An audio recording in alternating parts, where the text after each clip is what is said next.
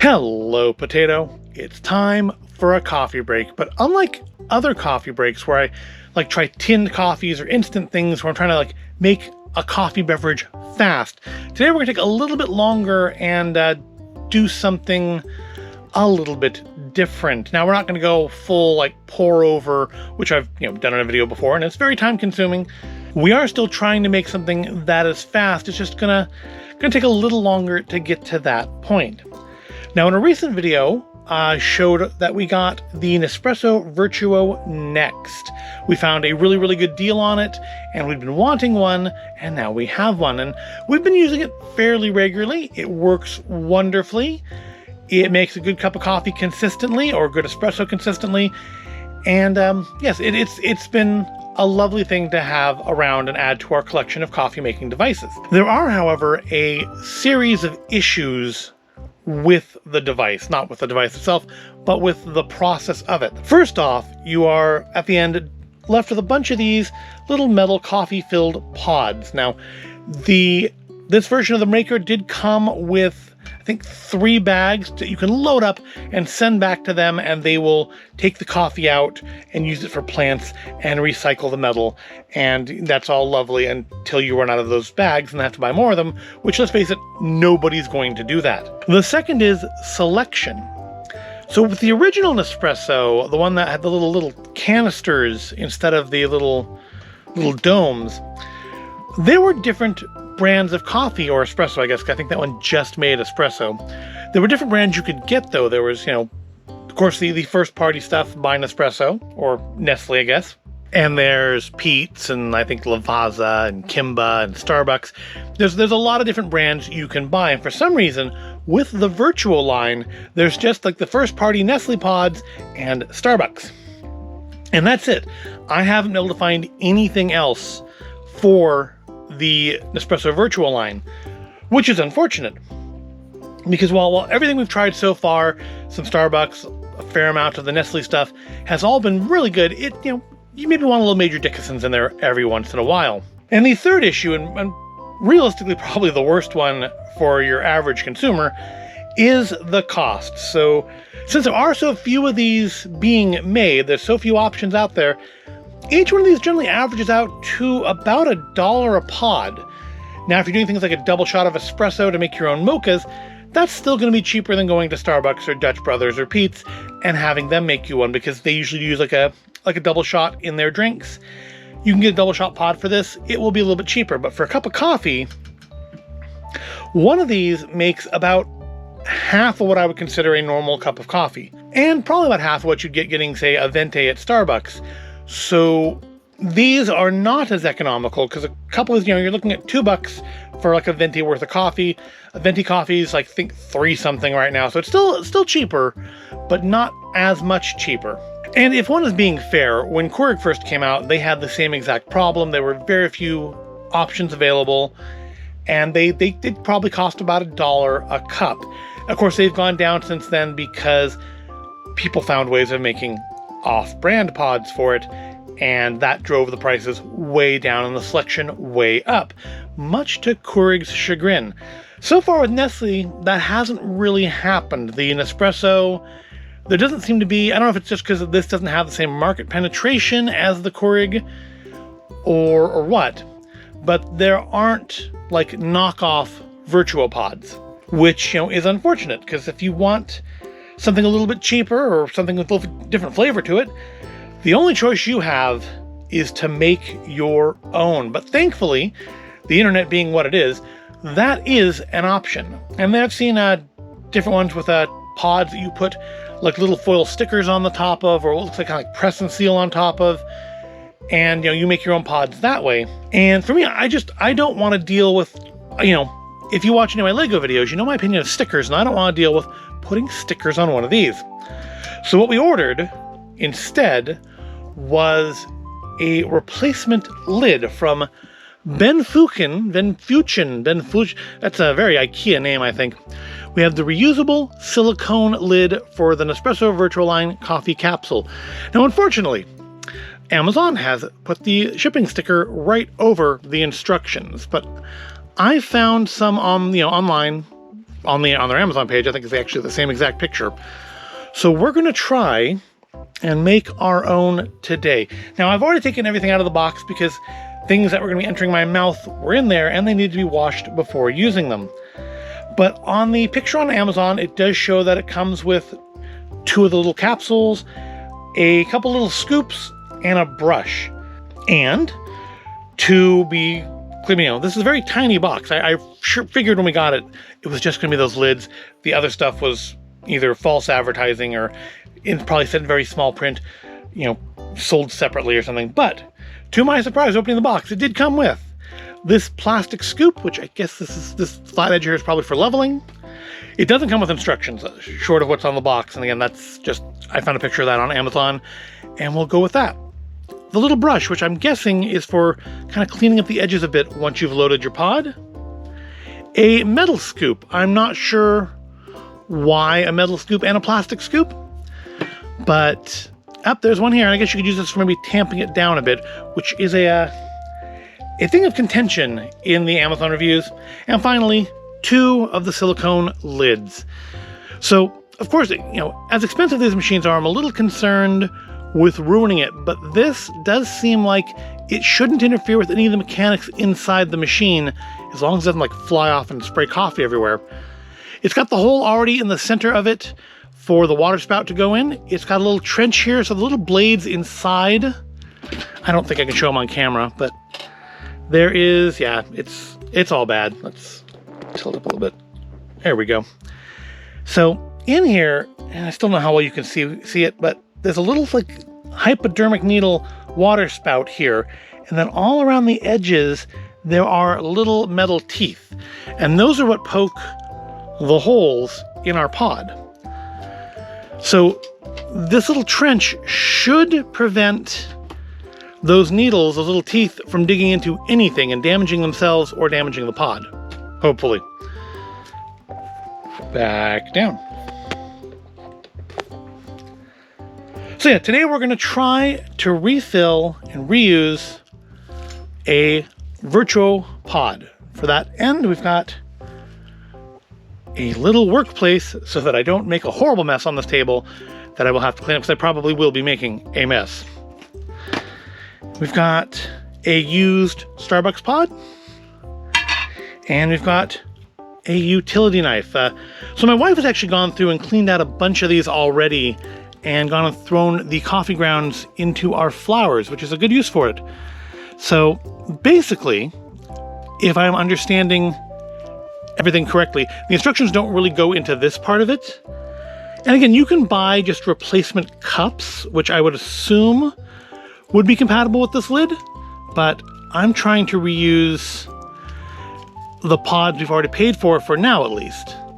So we just run the blade along the edge here and take off the foil. Now it doesn't do it perfectly. I'm gonna reuse the pod multiple times. I might want to go through and kind of clean the edge up a little bit, but for this it works. So we can say this is a coffee pod. This is not an espresso one, but it's not a very thick grind, and I don't think it's quite as fine as what was in the espresso pods, but it's pretty fine. There we go. So we get that out, kind of get out our loose stuff. Don't tap it too hard, because while this is fairly strong foil, it is still just foil, and as you can see, if I've put a fat little dent in it by whacking it with the backside of the knife. And then you just throw away the foil, go wash the pod, and you should be in business, ready to fill it up with some fresh coffee. But there's the coffee that was in it. Not a bad little amount. I mean, certainly well less than you'd want for a pot, but so it's a fairly fine grind. I think this is about the pour over grind on our grinder, or at least I hope it is, because that's what I used for grinding coffee for today's experiment. So we'll put that aside. Like I said, this needs to be washed, but I do plan ahead a little tiny bit and have done that already. So here we have a cleaned out coffee pod and that's a cleaned out double espresso pod. This is a cleaned out coffee pod. You can tell because it's bigger. So we are going to attempt to refill those and then make ourselves some coffee. So let's do our coffee first. And now the reviews for this are pretty reliably good. I mean, like 57% of them are 5 stars, and like another 17 are 4 stars. So about 3/4 of reviews are positive. However, people had issues, and the instructions aren't great. It's not clear exactly how much coffee to put in this, how tightly to pack it. I mean, obviously it can't be too tight because I need to leave room for that needle to go in there and blow out a hole. I don't know if you can see it too well anymore here, but you can see in the center there's like a donut hole in the ring of coffee. That's where that needle has to go into. So I'm assuming it makes that itself when it goes in. But I figure if I pack it too tight, that is probably going to make the water back up and spray all over the inside of the machine, which I very much don't want to happen. So we're not going to pack it in too tight. And this is my coffee grind. And if you're interested, the coffee I'm using is World Market Mocha Java. It's not an espresso blend. I'm using it for both just because it's what I had open at the time. And yeah, it's not an espresso blend, so I don't totally know what to expect from that. But I mean, you don't need an espresso blend to make espresso. You really just need an espresso grind. So I'm not packing that in tight. I'm just kind of tapping it down. Just try to even out, make sure I have enough room for the lid, which I think I do.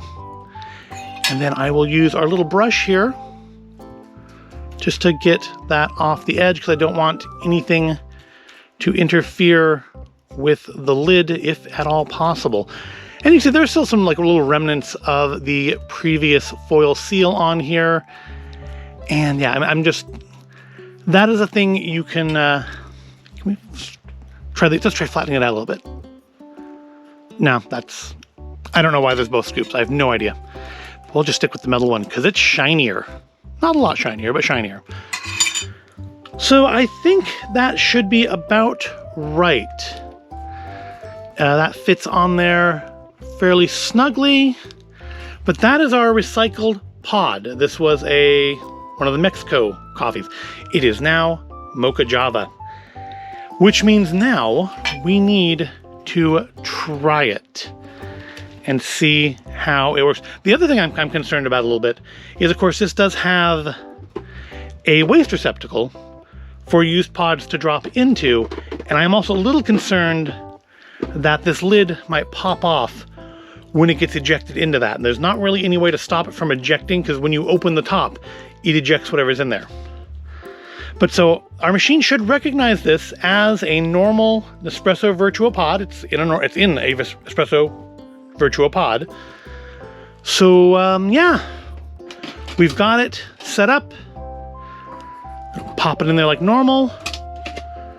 And missing, and I don't know if you watch the Nespresso video, but in that, when you close that, there's a very a loud, well-defined pop as it breaks the foil. Of course, we didn't get any of that this time because there's no foil to break. So there's nothing left to do now but pull the trigger on this gun and see what comes out. Now, my prediction is that what we're going to get is not going to be as dark or as rich as a first-party pod, but it's also not going to have cost $1 and change. So hopefully what it produces will be satisfactory.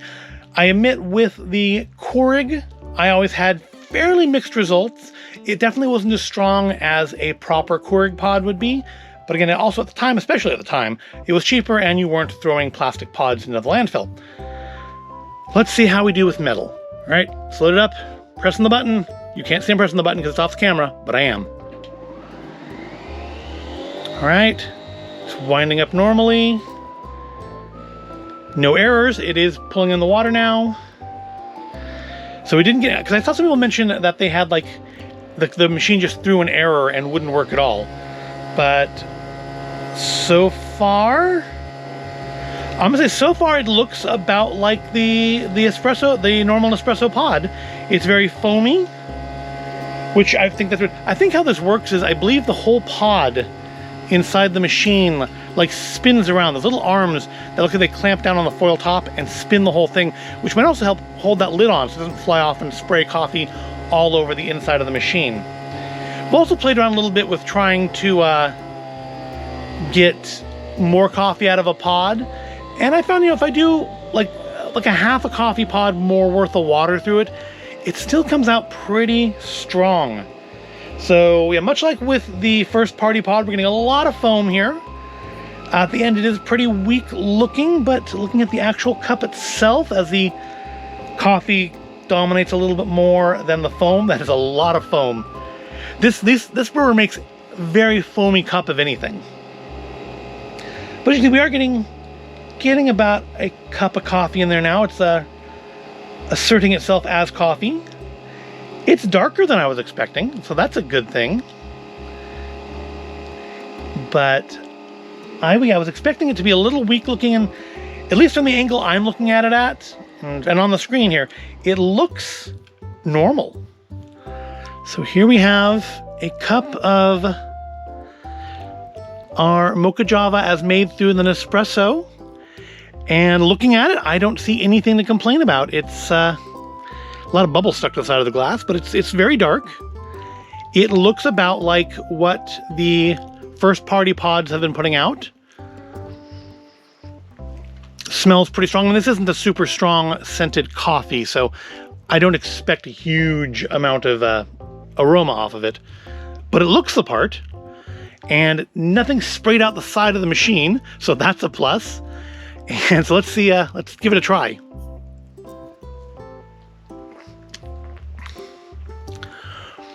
Wow, that's actually really strong. I am very pleased with that.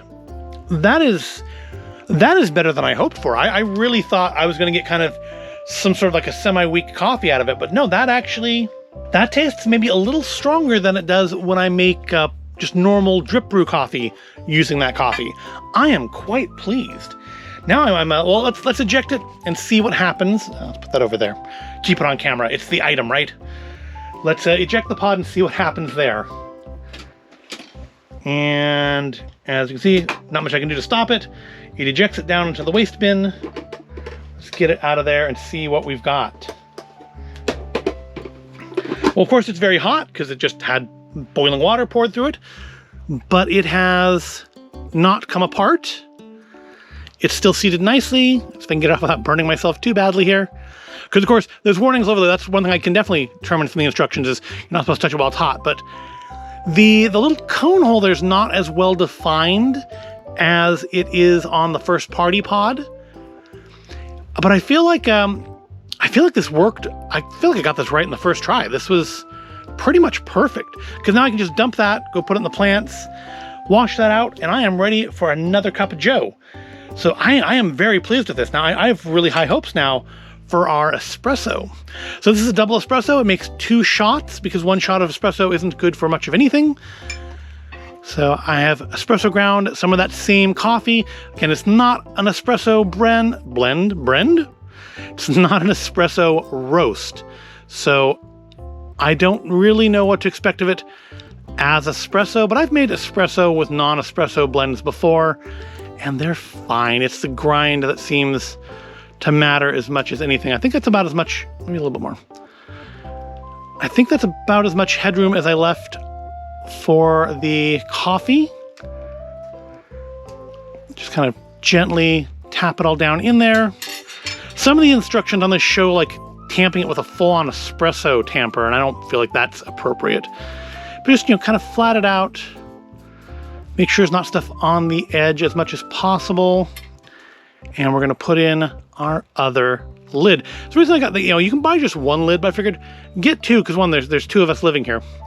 And 2, you can prep, if you want to make a really a large amount of espresso, you can be prepping another pod while one is brewing. I mean, you wouldn't want to prep it in the same pod because it's going to be very hot, but you could take the lid off and put it on another pod, because we have a bunch of these pods now.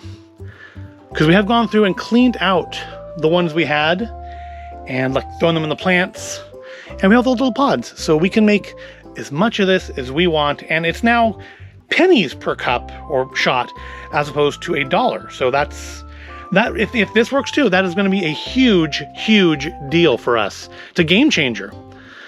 So let's put it down. Again, no pop because there's no foil. So this is a double shot of espresso. Again, it's World Market Mocha Java, not an espresso blend, but I did grind it on the espresso setting on our grinder. And yeah, the coffee came out absolutely wonderful, perfect, could not have hoped for better. Let's see how our espresso does. We're starting up, no errors, it's pulling in the water, it's spinning, and there we go, we got some foam, we got our crema going. I can't believe how foamy it makes coffee. I'm not complaining, because the coffee's good, so that's the important thing. Yeah, this is a really long video for a coffee break, I know, because I don't really expect I'm going to edit a whole lot of this out, because I'm talking over it. If I were smart, I would have stopped talking, and it would have jump cut to it being at the end, but at the same point, I feel like part of this is seeing what comes out of it, and I feel like that's a big part of this video, so I guess I will just keep talking rather than just having the music and the sound of the espresso maker whirring away as it spins the little pod to, I guess, like centrifugally eject the water out the side. I don't think I looked at it too closely. So on here, trying not to block the view too much, there are little holes already in the silicone gasket for that water or for your coffee or espresso to come out of. So that's why it doesn't need to punch any holes through. That was something I wasn't too sure of looking at it online, is how the product came out. But yeah, there's already little holes there. All right, so our espresso is done. That is a double shot worth of espresso. That looks about right. That is nice and dark. Still kind of smells like that. I wonder if ultimately it is what coffee is being put into it that makes more of a difference, because I kind of feeling like this may not taste any stronger than that. I don't know if there's any differences in the way it brews it for espresso, but let's give it a try. I mean, it does, the foam is different. The foam is definitely more of a crema than what was on that. Smells the same, but that makes sense. It's the same coffee. So let's give it a sip.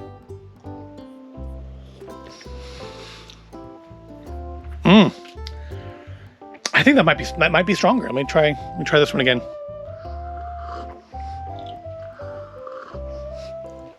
Yes, that is definitely a stronger flavor than our normal coffee. I'm sure with very minimal research, I could find out why that is, why the exact same coffee through the exact same brewer, but with different settings and different grinds, produced a different flavor. Yes, that is a lot stronger. It's a little bit more, it's actually quite a bit more bitter. But you pour some water. Well, I guess I can make an Americano, right? You pour some milk into that, and you got yourself a nice little latte. Let's see how our pod did with the espresso. Again, doesn't seem like it made any mess inside the machine. It is, of course, very, very hot. Let's close that back up. And I wonder what happened if I press the button with nothing. I assume it wouldn't do anything at all because it wouldn't be able to read the barcode. So this one did come up a little bit on the side. So I don't know if I may have overpacked it. Maybe I shouldn't have put that extra little bit in there, because that did come up, but it didn't come off. And I think it's because I think the little arms now that make it spin help hold it in place, because it comes off very easily compared to that one. Now we have, I think, a more pronounced hole. Yeah, I feel like I overpacked this one. I probably could have put a little less in there and it would have been happier, but it worked. It worked perfectly. This is an absolute Vertuo game changer for us, because now we can make whatever coffee we want in our Nespresso Vertuo. We don't have to pay $1 something per pod, although we still might sometimes, because some of those coffees are quite nice. But this is absolutely amazing. I could not be happier. I had like nightmares setting this video up that it was going to blow up inside the machine. It was going to break our machine. It was going to make a mess in here. It would spray coffee all over my books. And not only did it not do that, it worked well better than I possibly hoped it would. I thought we would get, at best, some weak coffee or weaker coffee. But no, this tastes exactly as strong as the first party pods have. So yeah, I mean, it may have a weird kind of IKEA-ish name in Benfuchen, but this is my first time packing these and trying these, and I had limited instructions, and it all worked out as perfectly as I could have hoped. And also, probably a record length for a weekday coffee break video. But I have my coffee now, so I'm going to go drink it. Finish my coffee break now a half an hour after I started it, which I don't think my boss would approve of. But, oh well, I have coffee. That's all that matters. I hope you found this all interesting or entertaining. If you did, go ahead, give the video a like, subscribe to the channel. Thank you for watching, and I'll see you in the next video.